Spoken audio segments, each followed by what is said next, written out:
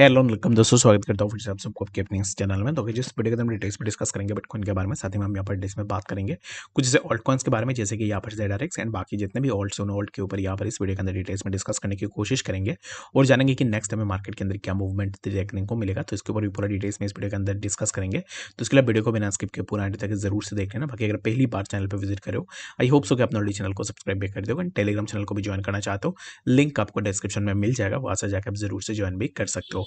बाकी अगर आपने अभी तक हमें ट्विटर में ज्वाइन नहीं किया है तो ट्विटर का लिंक पे आपको डिस्क्रिप्शन में मिल जाएगा, वहां से जाकर आप जरूर से हमें ज्वाइन भी कर सकते हो। इस टाइम पे अगर आप देखोगे तो यूएस गवर्नमेंट के पास बहुत बड़ी अमाउंट में बीटीसी है, जो कि ऑलरेडी यूएस गवर्नमेंट ने पहले ही उनको सेल कर दिया था।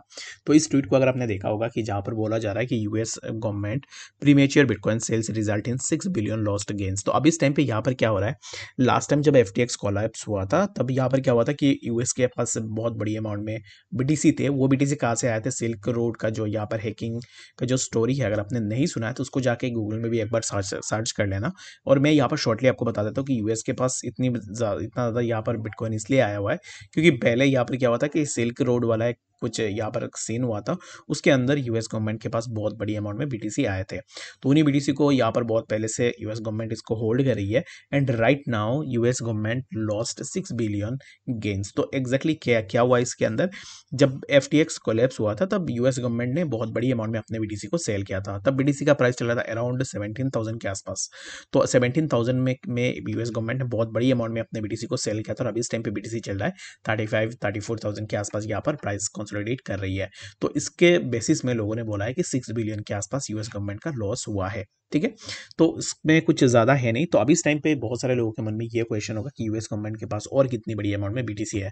तो यूएस के पास ना बहुत बड़ी अमाउंट में बीटीसी है, जहां पर the government seized bitcoin through legal proceeding by the DOJ and IRS amazing over 7.2 billion के आसपास यहाँ पर देखने को मिला था। ठीक है, तो 7.2 बिलियन के आसपास उनके पास यहाँ पर अमाउंट में बीटीसी है। तो आने वाले टाइम में हो सकता है कि वो उनको सेल करे, और जब भी सेलिंग प्रेशर आती है तब कुछ ज्यादा यहाँ पर इंपैक्ट मार्केट के अंदर नहीं होगा। रीजन बिंग, अब इस टाइम पे यूएस गवर्नमेंट सेल भी करेगा तो यहाँ पर बहुत सारे लोग हैं जो अब इस टाइम पे बीटीसी को भी बाई कर सकते हैं।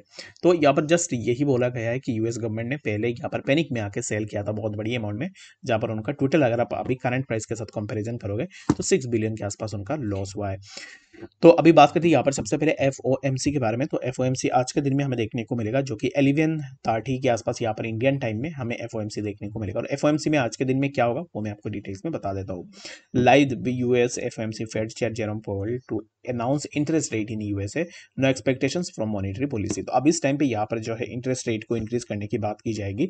लास्ट मंथ में अब आपने देखा होगा कि लास्ट मंथ पे यहाँ पर डिस्कस हुई थी कि इंटरेस्ट रेट को हो सकता है कि वो इंक्रीज करे, but right now I don't think so कि यहाँ पर इंटरेस्ट रेट इंक्रीज होगा, क्योंकि right now US economy is doing well.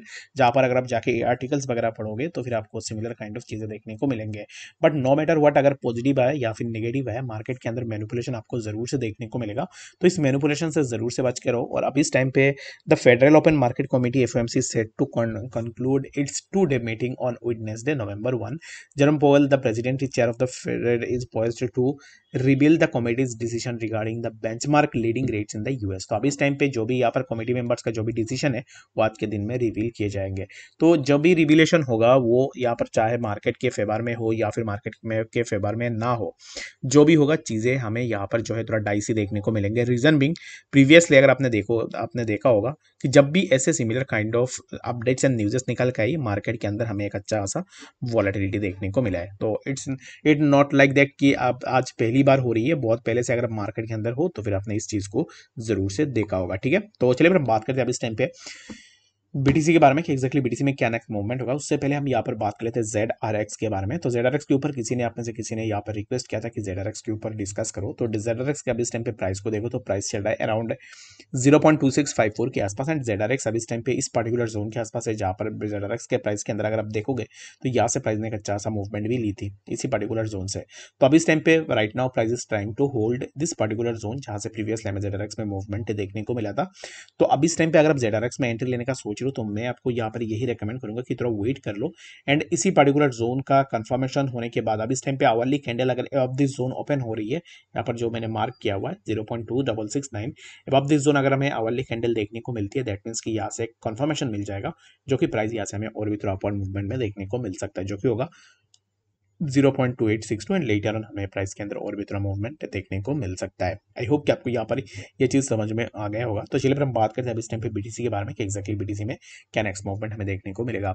BTC इस टाइम पे यहाँ पर एक साइडवेज कंडीशन के अंदर ही है, जो कि अब इस टाइम पे कोई भी एनालाइज करोगे तो कुछ भी यहाँ पर अब मेरे हिसाब से तो काम पे नहीं आएगा।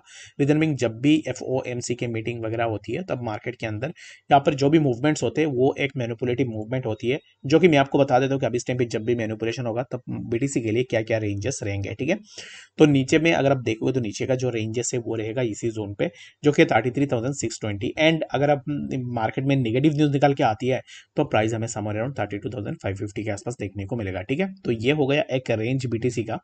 The second range would be, अगर यहाँ पर ऊपर की तरफ मार्केट अगर मूव कर रहा है तो फर्स्ट रेंज इज दैट कि 35,273, यहाँ तक हम बीटीसी के प्राइस का एक्सपेक्टेशन करेंगे, जो कि जब भी वॉलेटिलिटी होगा तो एक ही कैंडल में सिमिलर काइंड ऑफ मूवमेंट आपको देखने को मिलेगा, जो कि मैं यहाँ पर मार्क कर लेता हूँ। कुछ इस तरीके से जो है यहाँ पर आप इसको एक्सपेक्ट कर सकते हो कि ऐसा कुछ इस तरीके से जो हमें मूवमेंट देखने को मिले। ठीक है, तो अब इस टाइम पे जैसे ही ऐसे मूवमेंट्स हमें देखने को मिलेंगे, जो कि मैं इसको यहाँ पर मार्क कर रहा हूँ, तो अब इस टाइम पे कुछ इस तरीके का एक्सपेक्टेशन आप लगा सकते हो। ठीक है, अगर प्राइस इसी जोन के अब ब्रेक करता है, जैसे कि मान लो कि कुछ पॉजिटिव न्यूज निकल के आई है FOMC से, तो प्राइस तो फॉर श्योर इसी जोन को ब्रेक करेगा और इसमें ब्रेकआउट होने के बाद हमें प्राइस के अंदर फर्दर एक अच्छा सा मूवमेंट भी देखने को मिल सकता है। ठीक है, तो इसके लिए अब इस टाइम पे फोन ना थोड़ा वेट करो। एंड एक्जैक्टली यहाँ पर क्या है ना कि जब भी FOMC के मिनट्स के मीटिंग आती है उसमें अपॉर्चुनिटी रहता है, बट इन दैट केस आपको क्या करना है कि हमेशा से आपको अपना बैकअप जरूर से रखना है, क्योंकि जितना अपॉर्चुनिटी यहाँ पर रहता है उतना ज़्यादा यहाँ पर लॉस होने की चांसेस भी है। तो इसके लिए थोड़ा केयरफुली आप इस टाइम पे अपना जो है ट्रेड ले सकते हो। बाकी आई होप कि आपको यहाँ पर चीज़ें समझ में आ गई होगी। और मैं अब इस टाइम पे बीटीसी के ऊपर डिस्कस इसलिए नहीं कर रहा हूँ, रीजन बिंग अगर कुछ भी होगा ना यहाँ पर कुछ भी चीज़ें अगर निकल के आती है तो इसमें कोई भी यहाँ पर एश्योरिटी नहीं है कि प्राइस क्या मूव करेगा क्या नहीं करेगा, क्योंकि जब भी वॉलेटिलिटी होगी तब आपको कोई भी टेक्निकल का काम नहीं आएगा। इसके लिए वेट एंड वॉच करो, मार्केट को देखो। एंड जब भी FOMC के मिनट्स निकल के आती है, अगर पॉजिटिव निकल के आती है तो वेल एंड गुड, आप उसका अपॉर्चुनिटी यहाँ पर जो एडवांटेज है वो एडवांटेज ले सकते हो। अगर नेगेटिव न्यूज निकल के आती है तो शॉर्ट पोजीशन के साइड में भी जा सकते हो। ठीक है, तो उसके लिए आपको ट्विटर के ऊपर जो भी अपडेट्स होगा वो आपको जरूर से ट्विटर के ऊपर देखने को मिल जाएगा, तो इसके लिए ट्विटर में आप जरूर से फॉलो करके रख सकते हो। बाकी इस वीडियो के लिए फिलहाल मिलते हैं अपडेट्स के साथ, तब तक के लिए गुड बाय।